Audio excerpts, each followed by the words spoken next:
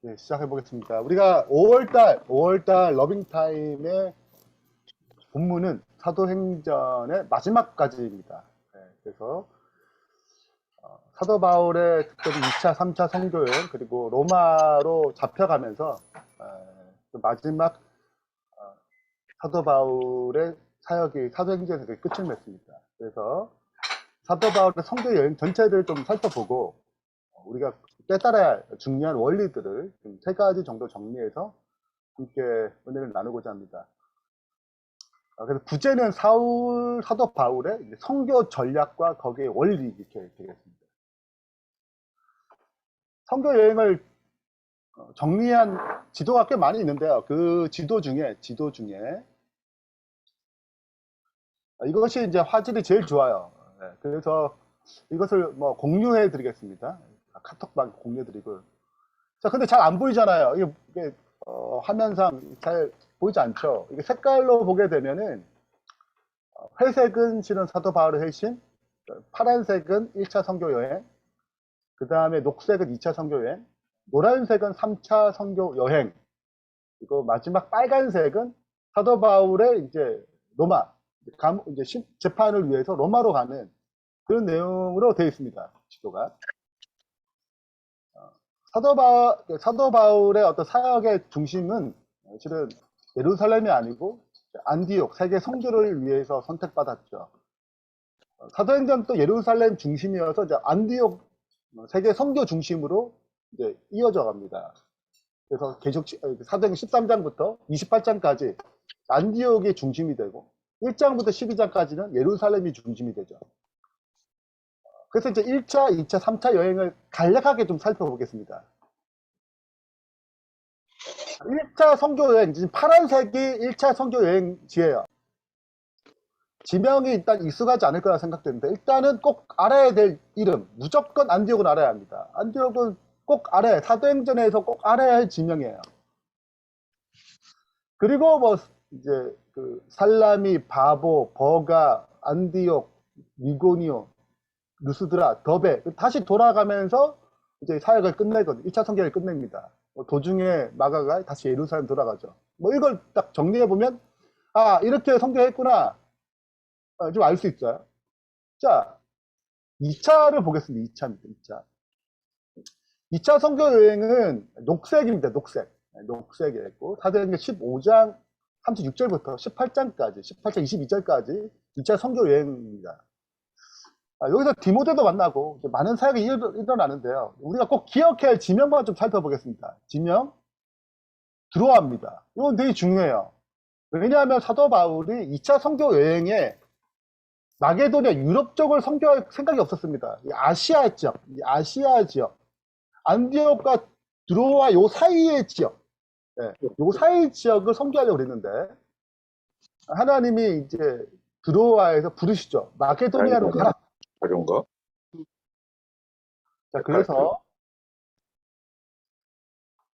빌립보, 데살로니가 다 이제 익숙하죠. 빌립보서, 데살로니가 전서, 후서. 베레아도 익숙하죠. 이제 사도행전에 흔히 베레아 사람들, 데살로니가 사람들부터 신사적이어서. 네. 그래서 하나님의 말씀 잘 받아들이고 연구하고 이렇다라고 얘기하는 성경절 유명합니다. 그리고 이제 아테네를 거쳐서 이제 고린도 전서 후서 기억나시죠? 여기 고린도에 머물면서 데살로니가의 문제를 듣게 됩니다. 데살로니가 이런 문제가 있어. 그래서 여기서 데살로니가 전서 후서를 쓰게 돼요. 그리고 에베소에 잠깐 들렸다가 다시 2차 선교 여행을 마무리 짓습니다. 저 지명들은 2차 선교 여행 때 우리가 익숙한 지명들이 나오고 또 기억해야 할 지명들이 나와요. 자, 3차 선교 여행입니다. 3차 선교 여행은 어디서부터 시작하냐면 에베소가 시작입니다. 여기서 3년을 머물렀어요. 여기 3년을 머물면서 고린도 2차 선교 여행의 마무리를 실은 이제 에베소 잠깐 들렸다 나왔고 고린도 교회를 세우면서 마무리를 지었는데 에베소 교회에 있으면서 고린도 교회 문제를 듣게 됩니다. 그래서 여기 또 고린도 전서를 쓰게 돼요. 그리고 이제 사역지가 올라갑니다. 다시 이전에 갔던 것을 기점으로 해서 가요. 3차 선교 여행은 이미 뭐 새로운 것도 있지만 주로 이미 갔던 것을 중심으로 또 가기도 합니다. 그래서 마게도니아 이 지역을 다시 한번 가면서 고린도 후서를 쓰게 됩니다. 그리고 이제 헬라 지방 이쪽으로 또 내려오면서 고린도에서 로마서를 써요. 고린도에서 3개월 정도 머물거든요. 여기서 로마서를 쓰게 됩니다. 원래 여기서 로마로 가려고 했는데 시카고 못 가게 된 거죠. 그래서 여기서 로마서를 쓰고 3차 선교 여행을 이렇게 해서 마무리를 짓습니다. 이것이 이제 사도행 21장이에요. 그리고 이제 에베소에 다시 도착해서 에베소에서 마지막 유언 같은 마지막 메시지 고별 설교를 여기서 딱 하고 예루살렘으로 가요. 예루살렘에서 사도 바울을 알게 됐습니다. 자기가 여기서 어떤 고난과 어려움을 당할 건지 이미 알고 있었어요. 반대하는 사람도 있었습니다. 목숨이 왔다 갔다 위험성이 있기 때문에 되게 반대를 했지만 사도 바울은 사명과 성령의 지도하심을 따라서 예루살렘에 가죠. 그것이 이제 21장 후반부부터 이제 28장까지의 이야기가 사도 바울의 로마 행입니다. 예루살렘 가서 이제 복음을 증거하죠. 간증 같은 걸 증거합니다. 결국은 감을 갇히게 됐고, 그가 로마 시민권을 가진 사람이기 때문에 이렇게 해서 로마까지 가게 됩니다. 배를 타고 이렇게 여러 가지 과정들이 있죠. 로마에서 감옥에 갇힙니다. 여기서 복음을 증거했어요. 이때 쓴 책이 옥중서신이라고 해서 에베소서, 골로새서, 빌립보서, 빌레몬서 이렇게 책을 씁니다. 자, 이렇게 하면 실은 사도 바울의 선교 여행이 끝나요. 그리고 중요한 지명들도 대충 기억합니다. 근데 우리가 이제 사도 바울의 이 선교 여행과 그의 어떤 사도 바울의 로마행 그리고 4차 선교 여행을 하고 4차 선교 여행은 지금 등장하지 않아요. 4차 선교 여행 때 목회 서신을 씁니다. 디모데 전서, 디모데 후서, 디도서 이걸 써요. 디모데 후서는 사도 바울의 제일 마지막 로마 감옥에 다시 한번 갇히면서 마지막 쓴 책이 디모데 후서예요. 그리고 거기서 순교를 당하고 끝을 맺습니다. 실은 사도 바울의 회심의 연대를 AD 35년으로 보고 그 마지막 죽은 날 AD 68년을 봐요. 대충 33년 정도 사역을 하고 그는 마무리를 짓습니다. 우리가 여기서 이제 배워야 될 교훈이 뭐냐면 사도 바울은 어떤 관점으로 이 선교지에 복음을 증거했느냐. 복음은 바뀌지 않아요. 근데 그가 했던 선교적인 전략, 선교적인 계획은 어떤 것이었는가. 그것을 이제 간략하게 살펴보는 것이 이 시간에 가장 중요한 포인트가 아닌가 생각됩니다. 지금 제가 얘기하는 것들은 성경을 읽으면 기본적으로 다 알 수 있는 내용들이에요.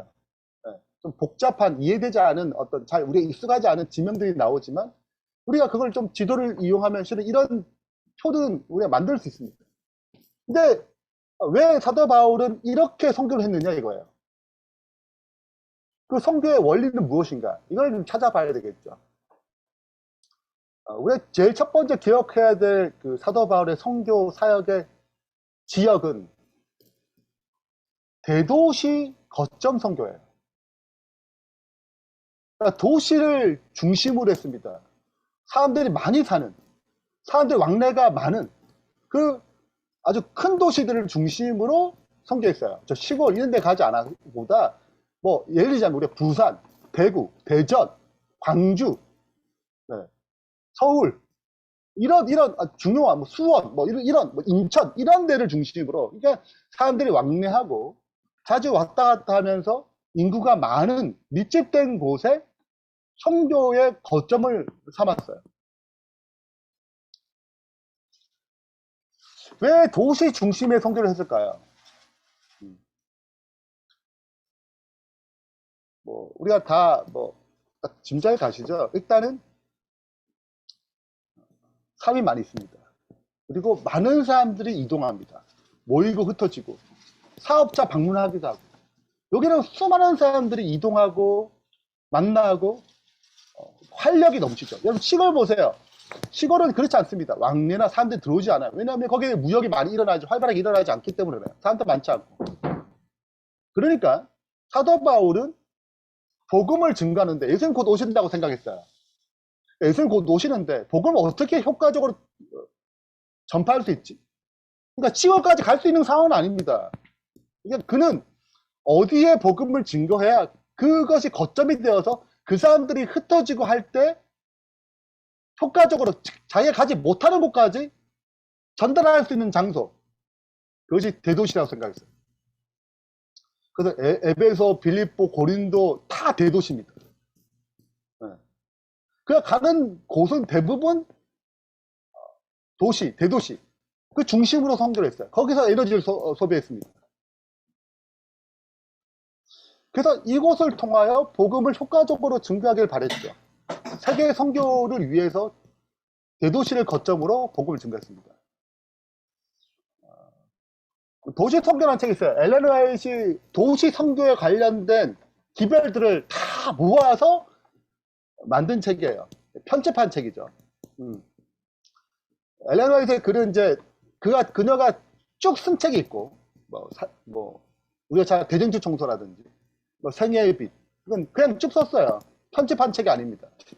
그러나 이제 가려 뽑은 기별, 도시 선교, 이런 것들은 그리스도인 선교 봉사, 이런 것들은 다 편집한 책들입니다.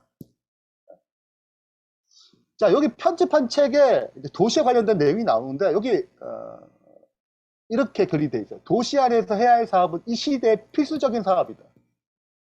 하나님께서 그들에게 바라신 대로 도시 안에서 사업이 이루어진다면 우리가 지금까지 목도하지 못한 강력한 운동이 벌어질 것이다. 여러분, 오순절 성령을 어디서 받았어요? 예루살렘, 즉 유대 최고의 도시에서 오순절 성령을 받았어요.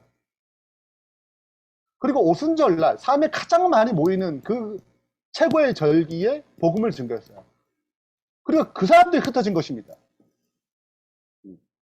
그러니까 도시 선교는 아주 중요한, 성경에 굉장히 중요한, 그리고 사도행전 역사가 반복된다면 저 시골에서 늦은 비를 받기보다는 여러분 도시에서 늦은 비를 받을 가능성이 훨씬 많습니다. 우리는 도시를 위해 일해야 한다. 수많은 인종이 모여있는 우리 도시에게 아무 일도 하지 않은 채 다른 중요한 사업에 노력을 다하려고 한다면 그것은 현명하지 못한 처사이다. 인구가 밀집한 우리 대도시에서 다시 한번 큰 능력으로 복음을 외쳐야 한다. 이곳이 가장 많은 사람들이 몰려있어 그래요. 우리도 낚시를 잘하려면 실은 포인트가 있거든요. 물고기가 많이 모이는 곳에 낚시를 던져야죠. 네. 그래서 바다 낚시 같은 경우에 포인트가 어디 있는지 그 지점에 가서 낚시를 하는 것입니다. 엘렌 화이트도 우리가 여러 가지 복음을 다 전해야 돼요. 그러나 도시 선교의 중요성을 너무 많이 부각했습니다. 우리 초기에 우리 재림교회의 선구자들은 대부분 도시 선교에 에너지를 많이 썼습니다. 역사를 보게 되면. 근데 시간이 지나면서 이제 시골 생활 뭐 이런 식으로 해가지고 도시 선교를 내려놓고 다 내려갔어요. 실은 그들의 시골 생활의 관점은, 삶은 시골에서 좀 도시 근방에 이렇게 외곽지에 살지만 모든 선교의 집약은 도시였거든요. 근데 이것이 어느 정도 흘러가면서 이제 도시 선교보다 아예 시골에서 어떤 사는 삶으로 이렇게 전환된 거죠. 우리끼리. 이것은 우리가 가진 기별과 굉장히 먼 삶의 어떤 모습입니다. 두 번째입니다. 두 번째는 대상이에요. 여러분, 저는 이걸 읽으면서 일단은 이걸 살펴보면서 제가 일단은 좀 충격을 받았습니다. 사도 바울은 이방인들을 위해서 세워졌어요. 근데 흥미롭게도 사도 바울은 이방인을 위해 세워졌지만 유대인 선교가 먼저였습니다. 복음 유대인, 첫 번째 유대인이 그 다음 헬라인에게요. 네. 그러니까 거점을 생각해보면 예루살렘과 유대인과 갈릴리 지방이 아니고 그 외의 지역이 이방이에요. 그리고 그 중에서 첫 번째 가장 먼저 에너지를 쏟은 것은 유대인이었습니다. 그 다음에 헬라인에게요. 자, 이제 한번 살펴볼게요. 첫 번째 1차 선교인데 1차 선교 여행 때 유대인의 여러 회당에서 전했어요.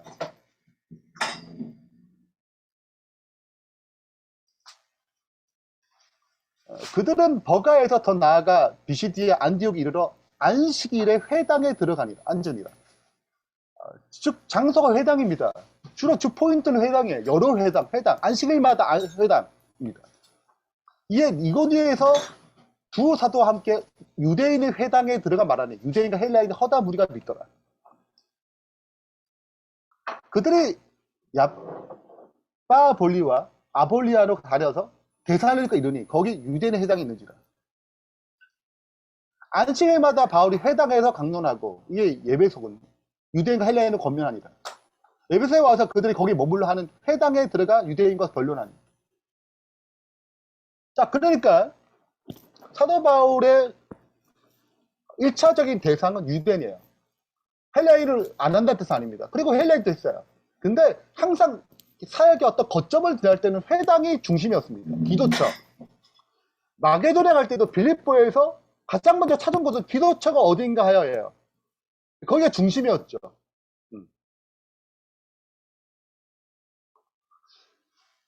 자, 그러면 오늘날로 말하자면 우리에게는 1차적으로 누가 될 것 같아? 아예 복음을 전혀 모르는 사람일 것 같아. 물론 이제 복음을 전혀 모르는 사람의 복음을 분명히 증거한 건 사실이지만 아주 흥미로운 사실들은 사도 바울은 유대인들 이미 말씀을 같이 공유한 그들에게 그리스도를 증거하기 원했습니다.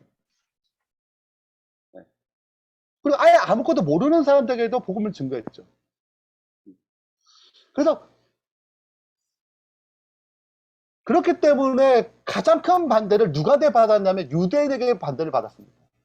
사도 바울은 그게 간증해서 이렇게 얘기해요. 내가 말하기를 주님, 내가 주를 믿는 사람들을 가두고 또 각 회당에서 때리고 뭐 이런 얘기를 하면서 자기가 이제 그 회당에서 왜 때려요?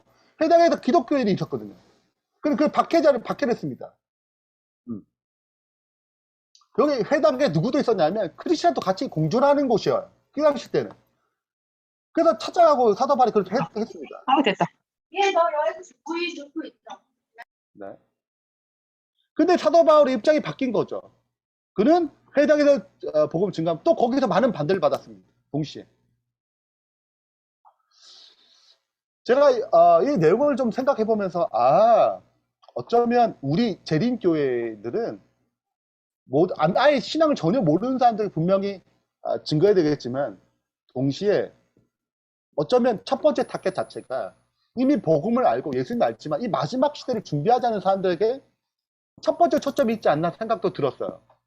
실은 저는 이런 생각을 했거든요. 왜 재림교회에서 이단으로 불리는가? 이 한국에 선교적 대상을 주로 개신교를 많이 두고 선교적 타겟을 뒀기 때문에 실은 거기서 많은 사람들이 또 들어왔지만 동시에 이단으로 불리는 가능성이 가장 많이 받게 됐어요. 선교의 타겟 자체가 개신교인을 타겟으로 많이 했기 때문에 그렇습니다. 편하잖아요. 안식을 가르치고 종말론 가르치고.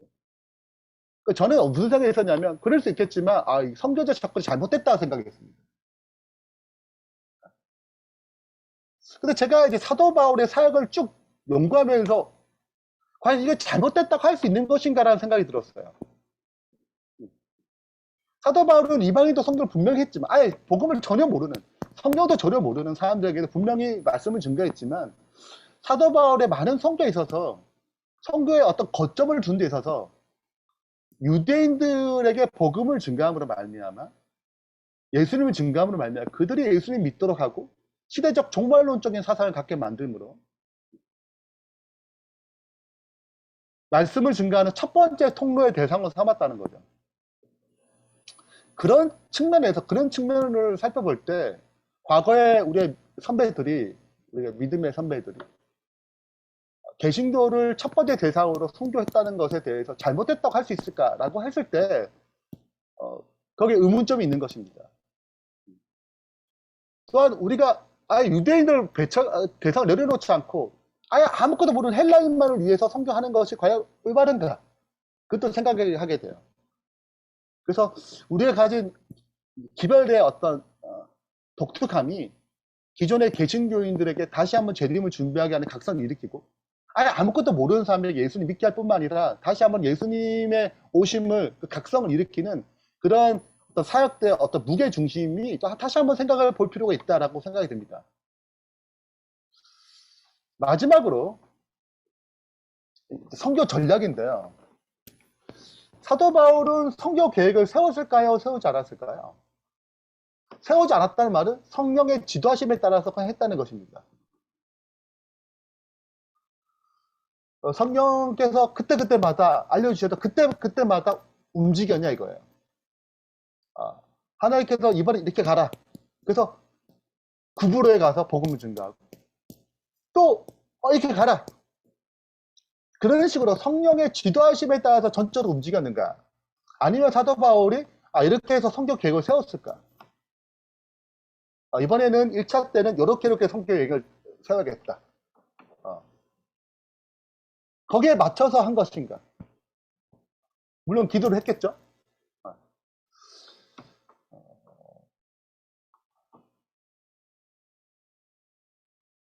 2차 선교 여행을 통해서 우리는 사도 바울이 선교 계획을 가졌다는 것을 선명히 알 수 있게 됩니다.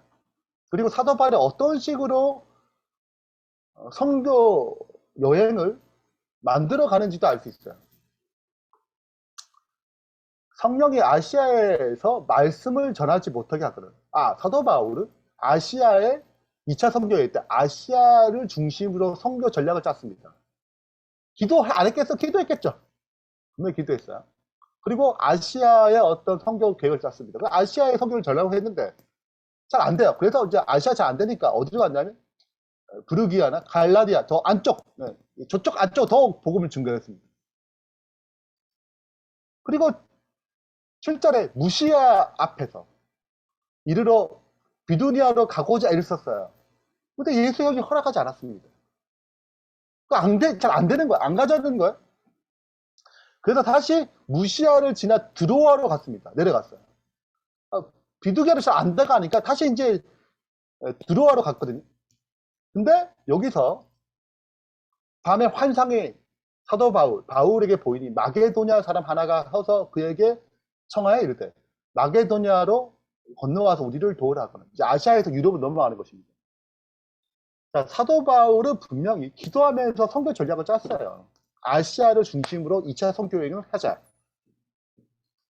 아시아는 이 대륙에서 아시아는 왼쪽 지중해 가깝고 1차 선교는 어디에 있냐면 이쪽 오른쪽에 가깝게 내륙 지방을 중심으로 했어요. 당연히 2차 선교는 이쪽으로 옮기고 어쩌면 또 3차는 저쪽 유럽 쪽 가자 이렇게 생각할 수 있어요. 그러나 지금 하나님께서는 아시아도 굉장히 많은 필요가 있지만 지금 마게도니아로 가라고 지금 하시는 거예요. 이걸 통해서 사도 바울은 분명히 기도하면서 선교 계획을 세웠습니다. 그런데 분명히 세웠어요. 아시아의 선교 어떻게 해야 돼? 대도시 중심으로. 이걸 다 짰을 거예요. 어떻게 하면 좋고 어디가 대도시고 이건 그냥 건너가야 되고 지나쳐야 되고 여기는 꼭 들려야 되고 이런 것을 세웠을 거예요. 자, 그래 불구하고 누가 역사하는 여지? 성령께서 역사하는 틈을 늘 두었다는 것입니다. 이게 굉장히 중요해요. 우리가 기도하면서 선교 계획을 세워요. 교회의 어떤 성장을 세우고 어떤 하나님의 뜻을 따라서 어떤 계획을 세웁니다. 그리고 마음의 평안이 와요. 그러나 언제나 여지를 둬야 되는 것이 중요한 게 뭐냐면 하나님께서 그때마다 역사하실 수 있도록 놓아야 되는 것입니다. 사도 바울은 이렇게 해서 선교를 했어요.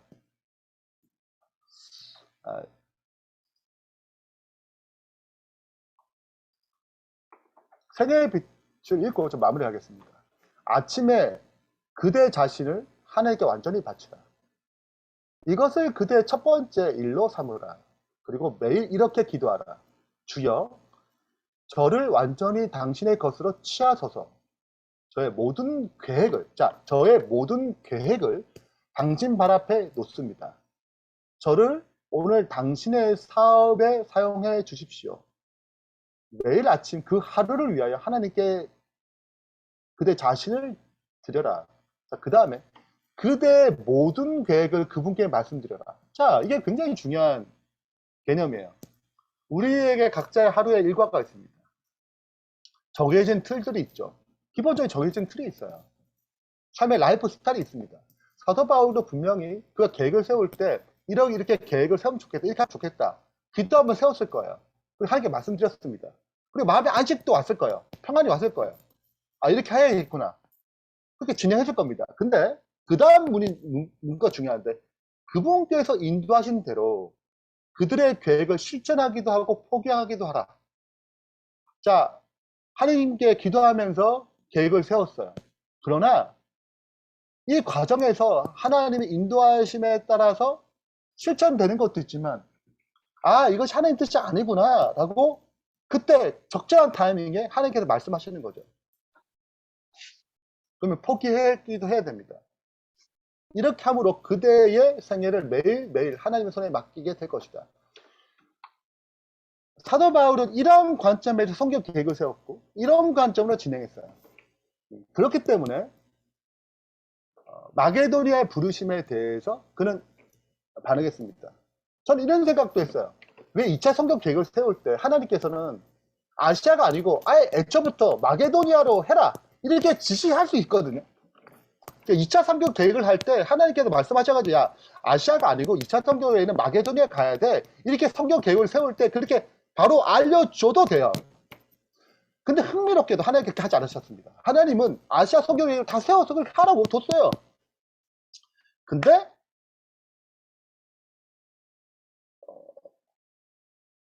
아시아 성경 여행을 하면서 마게도니아를 불렀다는 거예요. 적절한 타이밍에. 즉 성경 계획을 세울 때는 마게도니아 계획이 없었어요. 그때 개입하지 않았어요. 그냥 두셨습니다. 그리고 이 성경을 하면서 적절한 타이밍에 마게도니아를 불렀다는 거예요. 저는 이런 것들이 굉장히 중요하다고 생각이 듭니다. 우리가 어떤 계획을 세울 때 우리의 지략과 우리의 생각이 한계가 있기 때문에 또 하나님의 그 음성에 우리가 올바르게 반응하지 못할 수도 있어요. 하나님은 그걸 그냥 두십니다. 우리가 거기에 맞게 최대한 계획을 세워요. 또 이 계획 가운데 하나님 아니라고 생각되면 포기할 수 있는 지혜와 마음을 열어달라고 기도했을 거예요. 사도 바울이 이걸 진행하면서 어느 시점에 드디어 드로아라는 특별한 곳에서 하나님께서 마게도니아로 부르시는 음성을 듣게 됩니다. 그래서 여러 번 막았죠. 전 이런 것들이 사도 바울이 그의 편견을 내려놓고 하나님의 뜻을 갈 수 있는 마게도로 갈 수 있는 계기가 됐다고 생각해요.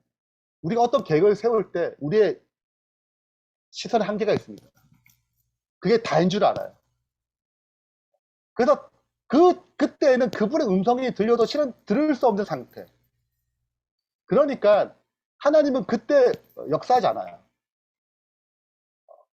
그의 생각이 여러 가지, 성경 여행을 하면 여러 가지 상황 가운데 그의 편견과 여러 가지 생각들이, 계획들이 좀 내려놓는 상황이 생겼을 때 하나님께 드디어 마게도니아의 부르심을 들을 수 있는 상태가 됐을 때 그분께서 환상을 보여주시고 그를 부르십니다. 오늘 우리가 계획을 세우면 굉장히 중요해요. 근데 이 계획은 실은 어떻게 보면 우리의 어떤 사고와 어떤 지각의 최선에 단 결과예요. 그러나 하나님 더 큰 계획을 갖고 있고 더 넓은 시야를 갖고 있습니다. 그 시야를 받아들일 수 있는 수준이 안 됐지만 하나님이 우리의 삶 가운데 여러 가지 계획이 이루어질 때 때로는 하지 못하기도 하시고 또 방해도 되고 이 모든 것들을 통해서 또 다른 더 큰 계획을 우리에게 주신다는 거죠. 이것이 인간의 계획이 아니고 어차피 인간의 계획은 이걸 어떻게든 이루고자 할 거예요. 계획을 세웠으니까 목표를 달성해야지. 우리가 이번에 이렇게 목표를 세웠으니까 이렇게 해야지. 이게 이제 뚜렷하잖아요. 그런데 언제나 그분의 사역에 여지를 두는 것, 그분이 그만두라 할 때 담대히 그만둘 수 있는 것. 내가 아시아를 하기 위해서 계획을 다 세웠고 이렇게 뭐 발표됐고 이렇게 설명도 다 했었는데 이것까지 내려놓을 수 있는 것. 그래서 성령님의 또 다른 부르심에 반응하는 것. 이것이 사도 바울의 복음을 증거하기 위해서 전략을 세우는데 가장 큰 방법이 아닌가 생각이 됩니다. 그래서 교회에 매년 사업 계획을 세우는데 그 사업 계획을 세울 때 성령의 지도하심이겠지만 중간에 하나님의 다른 메시지, 다른 음성을 들릴 때 우리가 원래 계획을 내려놓고 그분의 음성을 순종하는 것도 너무 중요한 것이 아닌가 생각하게 되면서 사도 바울의 선교적인 전략, 첫 번째, 대도시 중심의 거점 선교. 두 번째, 그는 유대인을 중심으로 그 다음에 이방인 선교까지, 헬라인 선교까지 갔어요. 우리도 선교 대상이 헬라인 중요하죠. 그 사람들도 해야 되겠지만 동시에 반드시 잡아야 될 사람, 아직 같은 예수 그리스도의 복음을 공유하고 있지만 종말론적인 마지막 재림을 위한 메시지를 갖고 있지 않은 그들에게 희별을 증거해야 된 중요한 메시지를 항상 가져야 된다는 것, 이걸 놓치지 말아야 된다는 것. 마지막으로 선교 전략은 언제나 성령님을 위해서 세워나가야 하는 것. 또 세웠다 하더라도 언제든지 여지를 둬야 된다는 것. 기도하고 세웠기 때문에 이것은 완벽해, 이것이 아니고 언제든지 이것이 바꿔질 수 있다는 여지를 두는 것. 이것이 성령님을 위한 선교 전략이라는 것을 기억하면서 우리의 사역에도 이러한 전략들이 잘 세워졌으면 좋겠습니다. 어쩌면 우리 종말이 될수록 도시 선교가 아니고 자꾸 빠져나가요. 도시 선교에 대한 사명을 자꾸 잃어갑니다. 네. 그래서 좀 한적한 곳에서 좋잖아요. 환경도 좋고. 그건 분명한 사실이지만 그러나 우리가 도시 선교에 대한 비전을 꼭 같이 갖고 나아갔으면 좋겠습니다. 이 마지막 재림을 위해서 도시 선교는 너무 중요합니다. 이러한 어떤 사명을 붙잡는